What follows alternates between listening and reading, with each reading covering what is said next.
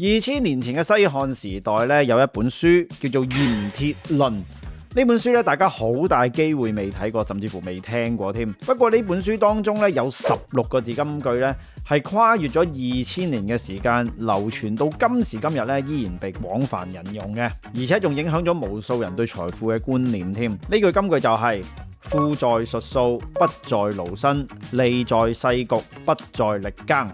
富在術數，不在勞身。呢度嘅術數代表嘅咧係策略同埋智慧，意思即係話財富係來自於策略同埋智慧，而唔係勞動力。呢句說話咧係打破咗封建農業社會之中一分耕耘一分收穫嘅勞動價值觀嘅。利在勢局，不在力耕。勢局指嘅係環境同埋趨勢，成句嘅意思就係話捕捉趨勢所獲得嘅利益咧係遠遠大於喺土地上默默耕耘嘅農民嘅。點解呢16個字穿越咗2000年依然可以被廣泛流傳呢？係因為雖然人類社會喺呢2000年裏面，無論係社會制度啊、教育水平啊、科技水平啊等等，都已經有翻天覆地嘅變化。但係原來人類經歷咗咁耐呢，我哋獲取財富嘅方式其實都冇乜太大分別。今集節目我會將呢16個字逐字拆解，同大家探討呢一套跨越咗2000年嘅財富智慧。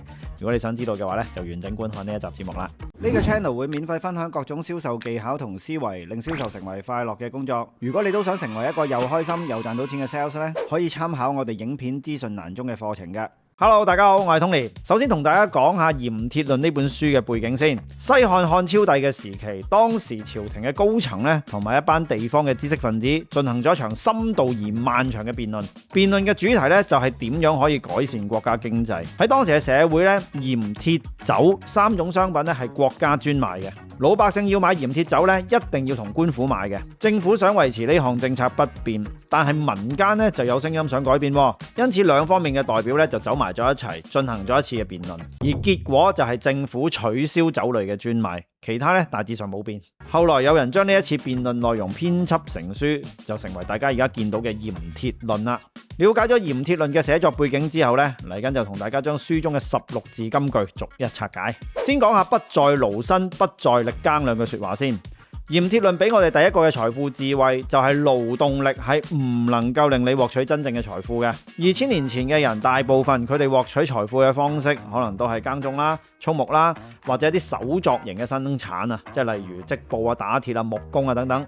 去到今時今日，社會上大部分人嘅工作，例如白領啊、職業司機啊、送外賣啊、速遞員啊等等，雖然古代嘅工作同而家唔一樣，但係本質上都係透過出賣勞動力同時間去換取收入。而鹽鐵論認為啊，勞動力係永遠換取唔到真正嘅財富，原因非常簡單，體力有限，時間有限，而且個上限仲要好低添啊，因為你總唔可能24小時工作噶嘛，所以你換取到嘅財富咧都係非常有限嘅。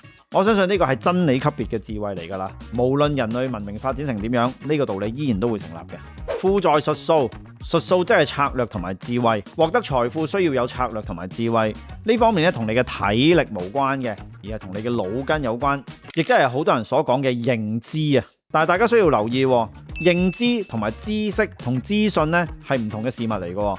知識同資訊，如果你自己唔具備呢，你係可以同人買或者問人借嘅，出錢請人幫你做，呢啲叫做買；揾伙伴一齊做，呢啲叫做借。知識同資訊呢係可以買可以借嘅，但係認知呢係冇得假手於人嘅。認知就係你對呢個世界嘅理解，例如金錢係萬惡定係萬能嘅呢？銷售嘅目的係成交定係去幫人呢？呢啲都係屬於你自己嘅認知範圍。認知冇得買冇得借，只有靠你自己一點一滴咁去累積出嚟嘅啫。呢幾年好流行一句說話，你永遠賺唔到你認知以外嘅錢啊！其實呢句說話咧就唔夠嚴謹嘅。好多人賺到錢咧，單純係因為運氣好或者踩中呢啲風口，就好似買六合彩中頭獎咁樣，財富一下子暴漲。但係你往往會發現呢一類型嘅人呢，佢返貧嘅速度都好快㗎喎。佢哋會花好多錢去過一啲好奢侈嘅生活，想人哋知道佢自己發咗達啦，又或者識咗一個又靚又後生嘅男朋友或者女朋友，結果俾人呃晒啲錢啦，又或者盲目跟風投資，結果輸到入獄。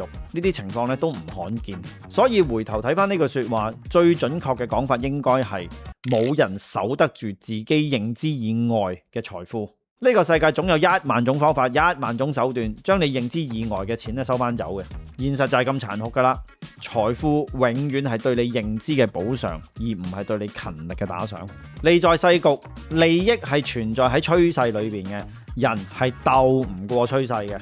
喺一個下行嘅趨勢裏邊咧，你做得再好都好難成功嘅。例如出生率低、社會老齡化係趨勢啦。如果你係做嬰幼兒產品，任你嘅產品做得再好啦，你都好難賺錢。相反地，如果你做銀髮族市場咧，可能你唔需要做得非常出色，你賺嘅錢已經多過其他人，因為你做嘅嘢係順應住趨勢。所以努力雖然重要，但係努力嘅方向更加重要啊！方向正確就好似槓桿咁樣，出1分力獲得3分嘅回報。而事實上，好多人唔係睇唔到趨勢㗎噃，只係佢唔願意改變自己去迎合趨勢啫。你知道自媒體係趨勢嚟嘅，但係你唔願意嘗試改變一下自己，養成一個定期喺網上分享個人觀點嘅習慣。你唔係見唔到趨勢啊，你係唔願意改變自己去迎合趨勢咋。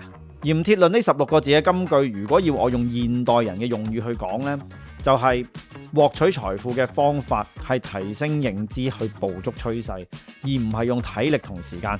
你對我呢個講法有啲咩意見呢？可以留言分享俾我知道嘅。而如果你認為今集節目對你有幫助嘅話呢，就分享出去俾多啲人睇啦。我係 Tony，我哋下集再見，拜拜。